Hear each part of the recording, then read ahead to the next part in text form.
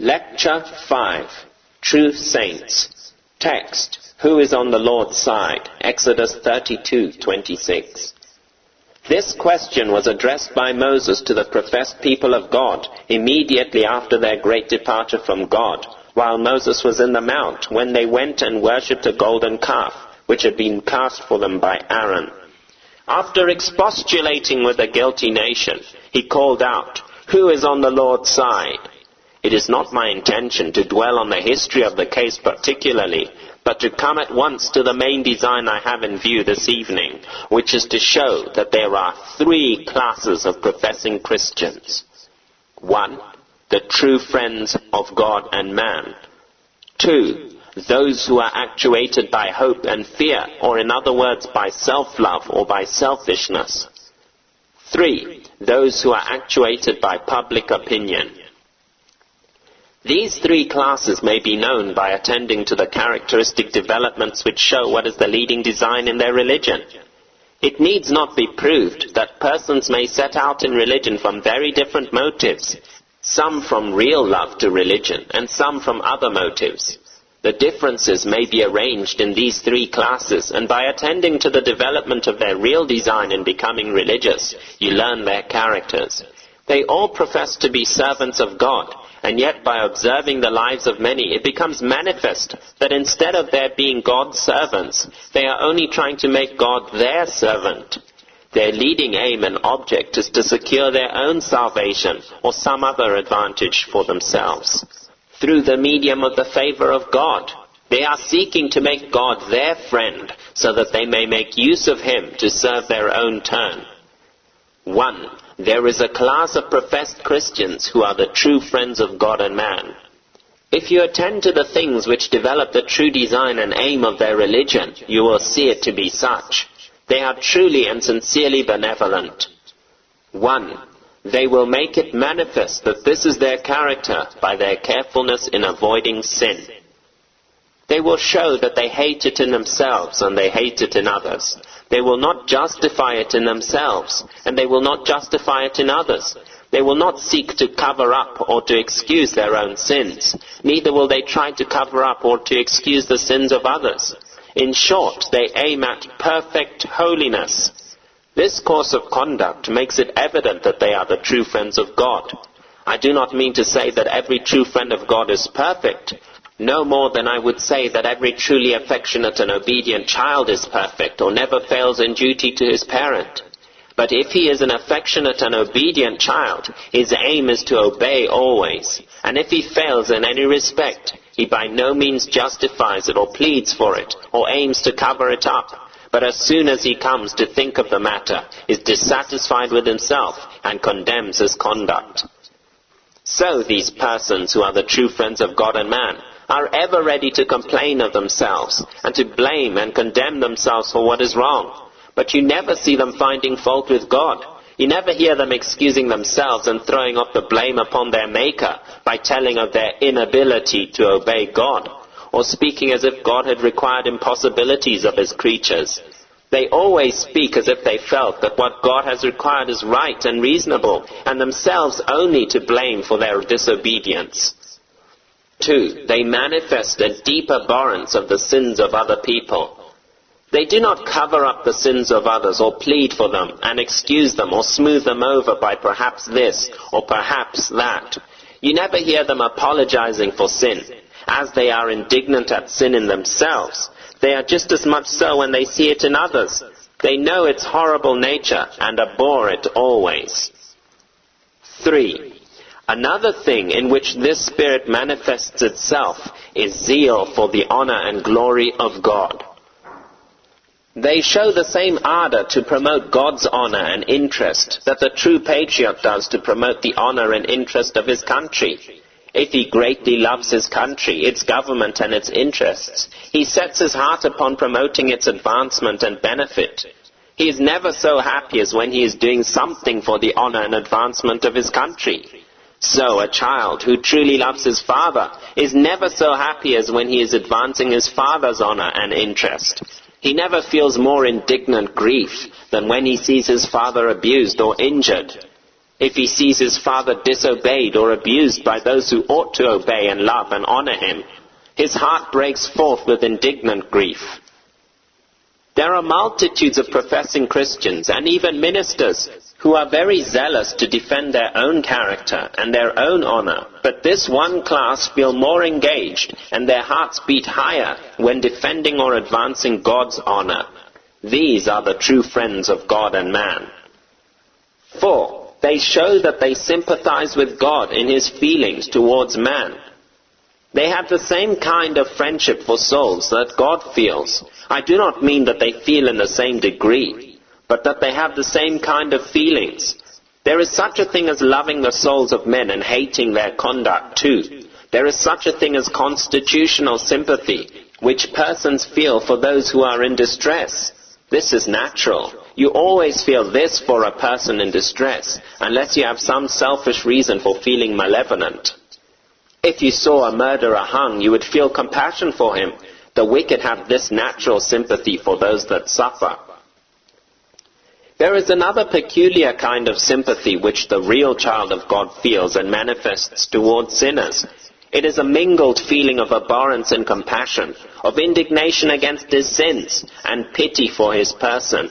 It is possible to feel this deep abhorrence of sin, mingled with deep compassion for souls, capable of such endless happiness and yet bound to eternal misery. I will explain myself. There are two kinds of love. One is the love of benevolence. This has no respect to the character of the person loved, but merely views the individual as exposed to suffering and misery. This God feels towards all men. The other kind includes esteem or approbation of character. God feels this only towards the righteous. He never feels this love towards sinners. He infinitely abhors them. He has an infinitely strong exercise of compassion and abhorrence at the same time. Christians have the same feelings, only not in the same degree, but they have them at the same time. Probably they never feel right unless they have both these feelings in exercise at the same time. The Christian does not feel as God feels towards individuals, nor feel according to the true character of the individuals, unless both these feelings exist in his mind at the same time. You see this by one striking characteristic. The Christian will rebuke most pointedly and frequently those for whom he feels the deepest compassion. Did you never see this? Did you never see a parent yearning with compassion over a child and reprove him with tears, and yet with a pungency that would make the little offender quail under his rebuke? Jesus Christ often manifested strongly these two emotions. He wept over Jerusalem, and yet tells the reason in a manner that shows his burning indignation against their conduct. O Jerusalem, thou that killest the prophets and stonest them that are sent unto thee. Ah, what a full view he had of their wickedness at the moment that he wept with compassion for the doom that hung over them. It is just so with this class of Christians. You never find one of them addressing a sinner so as merely to make him weep because someone is weeping for him. But his most tender appeals are accompanied with strong rebuke for sin.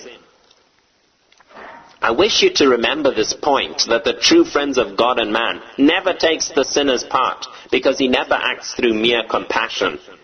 And at the same time, he is never seen to denounce the sinner without at the same time manifesting compassion for his soul and a strong desire to save him from death. 5.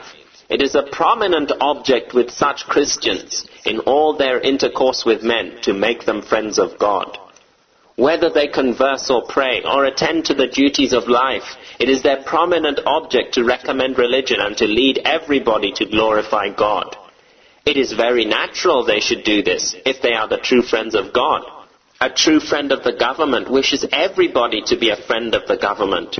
A true and affectionate child wishes everybody to love and respect his father. And if anyone is at enmity, it is his constant aim and effort to bring him to reconciliation.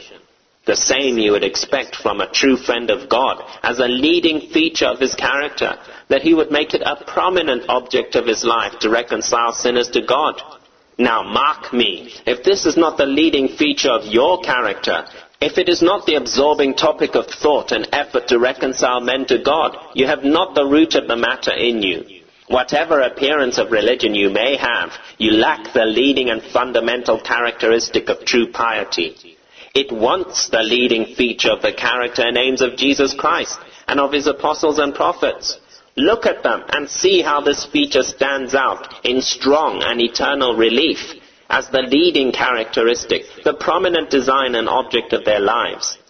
Now let me ask you, what is the leading object of your life as appears in your daily walk? Is it to bring all God's enemies to submit to him? If not, away with your pretensions to religion. Whatever else you have not the true love of God in you. 6. When there are persons of this class, you will see them scrupulously avoid everything that in their estimation is calculated to defeat their great end. They always wish to avoid everything calculated to prevent the salvation of souls, everything to divert attention or in any way to hinder the conversion of souls.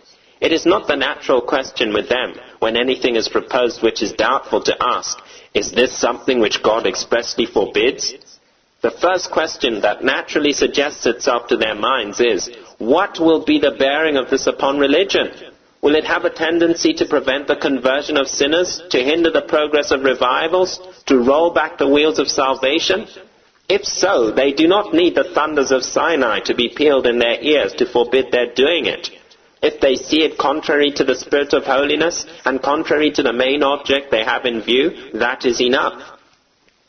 Look at the temperance reformation for an illustration of this.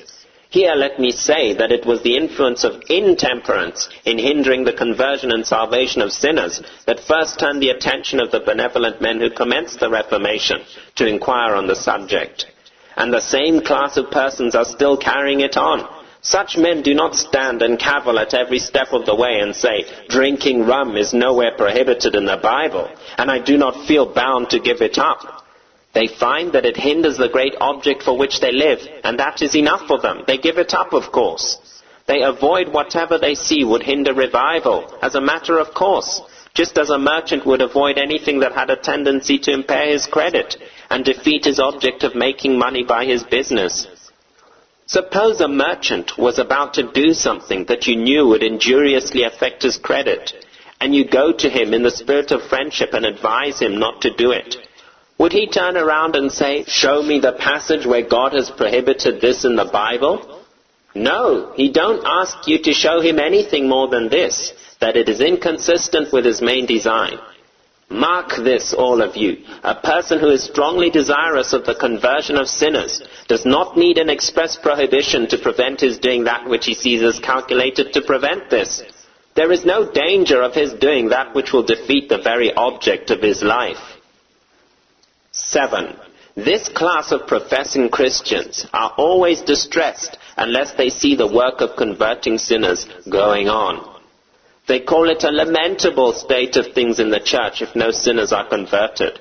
No matter what else is true, no matter how rich the congregation grows or how popular their minister, nor how many come to hear him, their panting hearts are uneasy unless they see the work of conversion actually going on. They see that all the rest is nothing without this. Yea, that even the means of grace are doing more hurt than good, unless sinners are converted. Such professors as these are a great trouble to those who are religious from other motives, and who therefore wish to keep all quiet and have everything go on regularly, in the good old way.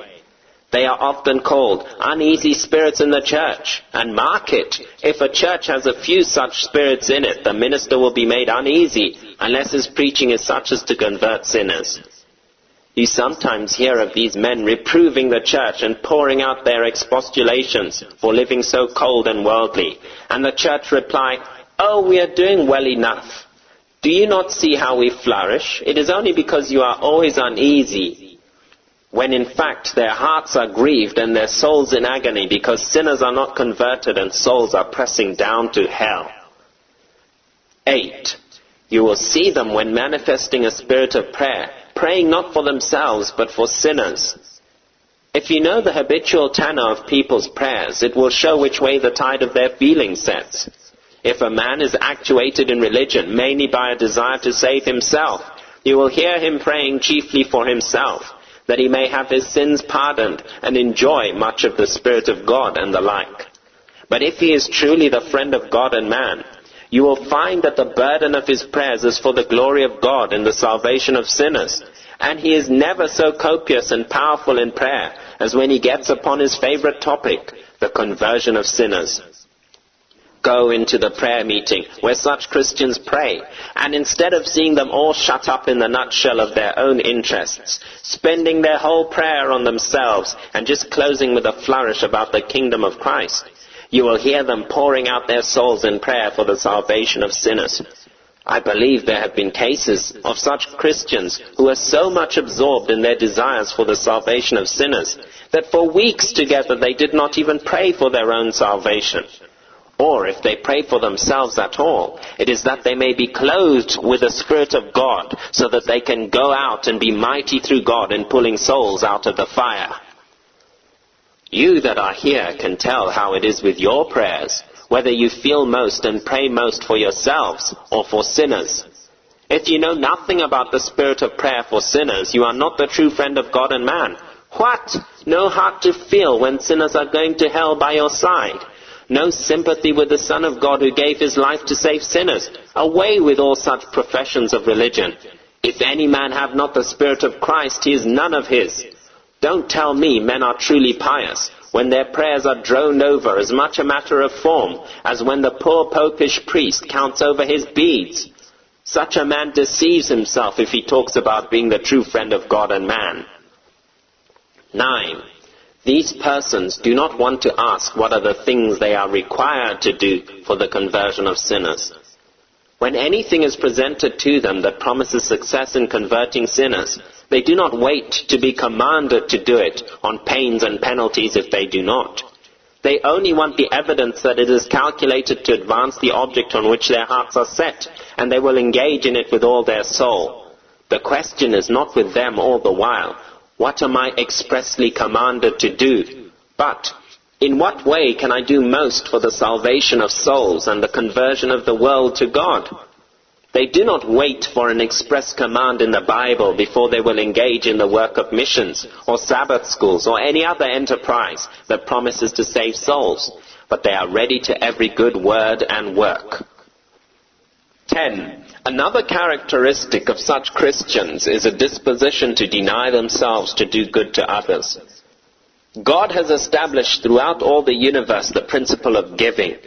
Even in the natural world, the rivers, the ocean, the clouds all give. It is so throughout the whole kingdom of nature and of grace. This diffusive principle is everywhere recognized. This is the very Spirit of Christ. He sought not to please himself, but to do good to others. He found his highest happiness in denying himself to do good to others. So it is with this class of persons. They are ever ready to deny themselves of enjoyments and comforts, and even of necessaries, when by so doing they can do more good to others. 11. They are continually devising new means and new measures for doing good. This is what would be expected from their continual desire to do good. Instead of being satisfied with what does not succeed, they are continually devising new ways and new means to effect their object. They are not like those persons who make themselves satisfied with doing what they call their duty. Where an individual is aiming mainly at his own salvation, he may think if he does his duty, he is discharged from responsibility, and so he is satisfied. He thinks he has escaped from divine wrath and gained heaven for himself by doing what God required him to do, and he cannot help it whether sinners are saved or lost. But with the other class, it is not so much their object to gain heaven and avoid wrath, but their leading object is to save souls and to honor God, and if this object is not advanced, they are in pain. Such a man is the one whose soul is all the while devising liberal things and trying new things, and if one fails, trying another, and cannot rest till he has found something that will succeed in the salvation of souls. 12. They always manifest great grief when they see the church asleep and doing nothing for the salvation of sinners. They know the difficulty, the impossibility of doing anything considerable for the salvation of sinners while the church are asleep. Go into a church where the great mass are doing nothing for the conversion of sinners and floating along on the current of the world, and you'll find that the true friends of God and man are grieved at such a state of things. Those who have other objects in view in being religious may think they are going on very well. They are not grieved when they see the professed people of God going after show and folly. But if there are any of this class, you will find them grieved and distressed at heart, because the church is in such a state. 13. They are grieved if they see reason to think their minister temporizes, or does not reprove the church pointedly and faithfully for their sins. The other class of professors are willing to be rocked to sleep, and willing their minister should preach smooth, flowery, and eloquent sermons, and flattering sermons, with no point and no power. But these are not satisfied unless he preaches powerfully and pointedly, and boldly, and rebukes, and entreats, and exhorts, with all long-suffering and doctrine. Their souls are not fed, or edified, or satisfied with anything that does not take hold, and do the work for which the ministry was appointed by Jesus Christ.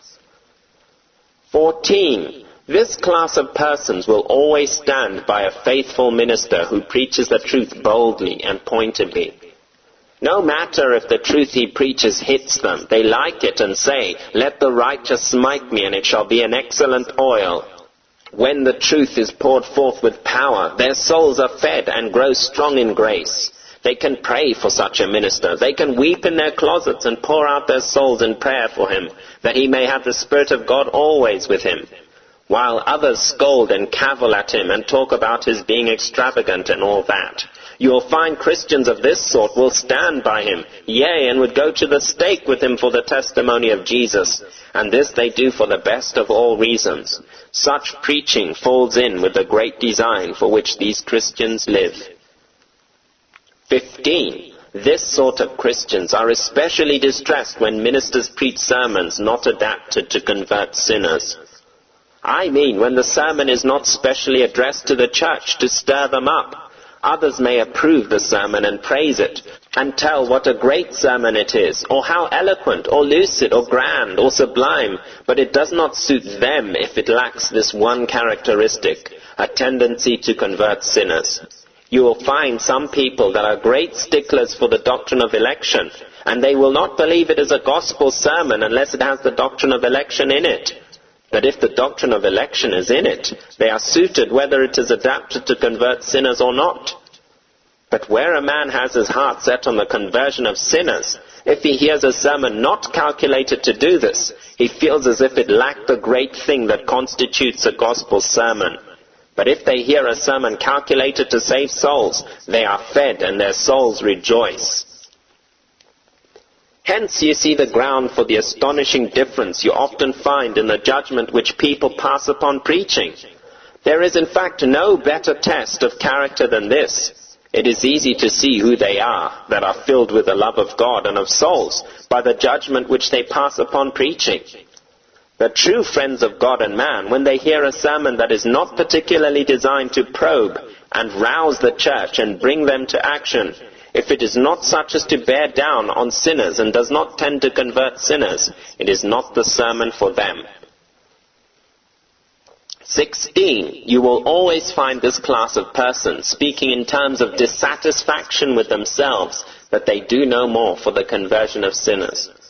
However much they may really do for this object, it seems that the more they do, the more they long to do. They are never satisfied. Instead of being satisfied with the present degree of their success, there is no end of their longing for the conversion of sinners.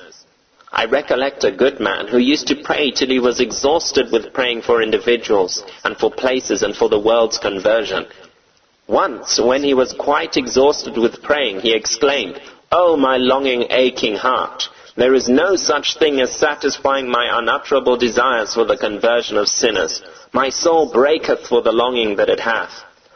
That man, though he had been useful beyond almost any other man of his age, yet he saw so much to do, and he so longed to see the work go forward and sinners saved, that his mortal frame could not sustain it.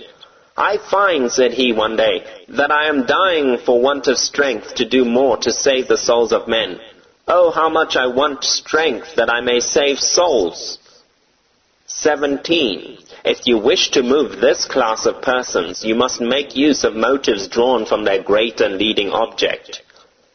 If you wish to move them, you must hold up the situation of sinners and show how they dishonor God, and you'll find this will move their souls and set them on fire sooner than any appeal to their hopes and fears.